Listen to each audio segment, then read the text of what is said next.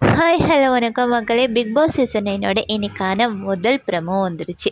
இந்த ப்ரமோ பார்த்தீங்கன்னா Sandra and Vikram இவங்களோட ஒரு கருத்துரையாடல் இதை தான் வந்து ப்ரமோவாக போட்டிருக்காங்க. பார்த்தீங்கன்னா அநேகமாக சாண்ட்ரா வந்து யாருக்கிட்ட என்ன கதைச்சாலும் திவ்யாங்கிற அந்த பொண்ணை வந்து கேவலப்படுத்தணும். திவ்யாங்கிறவங்க வந்து ரொம்ப சரியில்லாதவங்க, பிரஜினோட க்ளோஸாக இருந்தாங்க. கடைசியில் அவர் போகிறபோது இந்த இந்த மாதிரி செஞ்சாங்க, என்னையும் தனியாக விட்டாங்க. அந்த மாதிரி சில கேவலமான விஷயங்களை வந்து திவ்யா மேலே திணிச்சு மற்றவங்கக்கிட்ட வந்து தான் நல்லவா திவ்யா வந்து சரியில்லை அப்படிங்கிற ஒரு விஷயத்த வந்து எல்லாத்துட்டும், அதாவது பிரெயின் வாஷ் பண்ணுறாங்கன்ட்டு நான் நினைக்கிறேன். அதுதான் நடக்குது. அது மட்டும்தான் அவங்க வந்து இந்த வீட்டில் இப்போ இருக்கிற வரைக்கும் அது ஒன்று மட்டும்தான் தவறாமல் செய்கிறாங்க. பார்த்தீங்கன்னா வந்து இந்த 2 பிரஜின் போனதுலேருந்து பாருக்கிட்ட இந்த விஷயத்த சொல்லியிருக்காங்க. அதாவது பிரஜினோட க்ளோஸாக இருந்தா ஐஸ்கிரீம் கொடுத்தாங்க, இதனால தான் பிரஜின் போவார்னு எனக்கு தெரியும். அந்த மாதிரி தன்னோட கணவரையே அவங்க வந்து சந்தேகப்பட்டு, அது சந்தேகப்படுறது தான், இந்த மாதிரி சொல்லிக்கிட்டு இருந்தாங்க. அதுக்கு பிறகு ரம்யா, வியானா அவங்கக்கிட்ட என்ன சொல்லிக்கிட்டு இருந்தாங்க. இப்போல நேற்று அமித்கிட்ட வந்து சொல்லிக்கிட்டு இருந்தாங்க, திவ்யா வந்து என்னை வந்து இரிட்டேட் பண்ணுறா, அதாவது என்னை வந்து சண்டைக்கு வலிக்கிறா அந்த மாதிரி.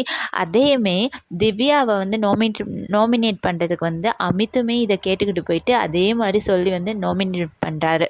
ஓகேவா? அமித்துக்கு வந்து அறிவு இல்லை. யார் என்ன சொன்னாலும் அதை வந்து திருப்பி அப்படியே செய்கிறாரு. போன தலை டாஸ்க்லையும் நம்ம வந்து பார்த்துட்டோம். ஓகேவா? இன்றைக்கி பார்த்தீங்கன்னா விக்ரமை வந்து உட்கார வச்சு நான் வந்து அவரை பிரஜின் வந்து எவிக்ட் ஆகி போது வந்து என்னோடய ட்ரோவை திறந்து என்னோடய ட்ரெஸ் வைக்கணும், பெட்டியை எடுக்கணும், அப்படி இப்படி சொல்லிக்கிட்டு இருந்தா. இது வந்து தப்பு தானே அப்படின்னு சொல்கிறாங்க.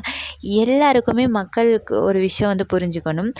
எவிக்ட் ஆகி அந்த எவிக்ஷன் லிஸ்ட்டில் இருக்கிற எல்லாருமே வந்து தன்னோட ட்ரெஸ்ஸை வந்து ரெடியாக அந்த புக்ஸுகளுக்கு வச்சுக்கணும். ஓகேவா? ஒருத்தவங்க வந்து எவிக்ட் ஆகி போன உடனே மற்றவங்க தன்னோட ட்ரெஸ்ஸை வந்து உள்ளுக்கு எடுத்து வச்சுட்டு அந்த பெட்டியை வந்து அப்போயே வந்து அந்த ரூம் உள்ளுக்கு கொண்டு போயிட்டு வச்சிடணும். அப்படின்னா பிக் பாஸ்கிட்ட வந்து அந்த புக்ஸை வந்து கையளிக்கணும். இது கூட தெரியாதா சாண்ட்ராவுக்கு?